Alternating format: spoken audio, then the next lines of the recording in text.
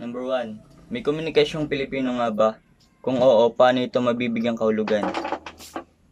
Totoong mayroong komunikasyong Pilipino dahil ang komunikasyong Pilipino ay nangangahulugan ng pag-akto ng mga Pilipino na nagpapahayag ng ideya sa pamamagitan ng pagsalita o pasulat na paraan.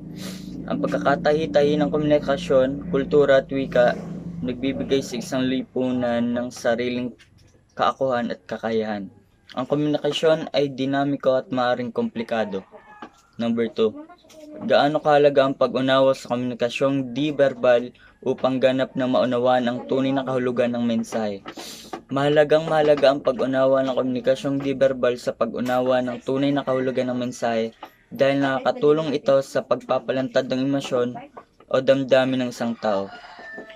Nakakapagbigay linaw din ito sa mga pakahulugang nakapaloob sa mensahe at napapanatili ang proseso ng palitan ng isang tungkuling cyclical sa pagitan ng mga kalahok.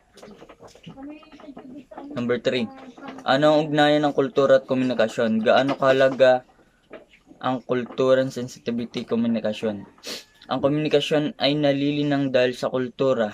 Ang kultura ay nalilinang dahil sa komunikasyon at ang komunikasyon ang kultura mismo.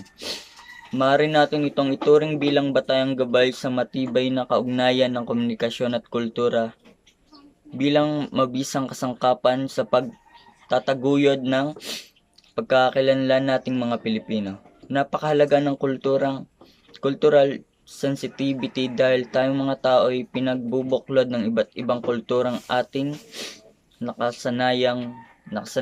Marami tayong iba't ibang paniniwala at nakasanayan kung kaya't kailangan nating irespeto ang ibang kultura upang mapanatili ang pagkakaisa.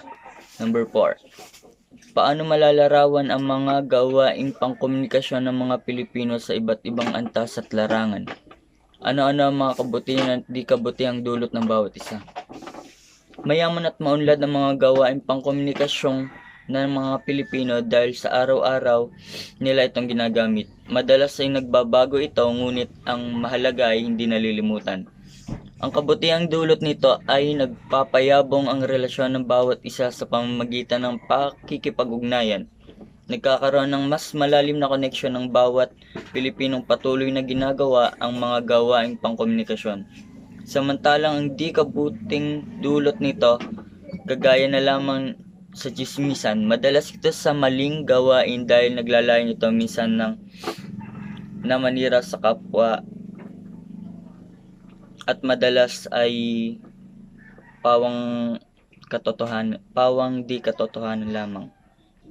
Number 5. Ano-ano ang mga nauusong ekspresyong lokal sa kasalukuyan? Ano ang kahulugan ng bawat isa? Paano at kailan sinasamit ang bawat ekspresyon?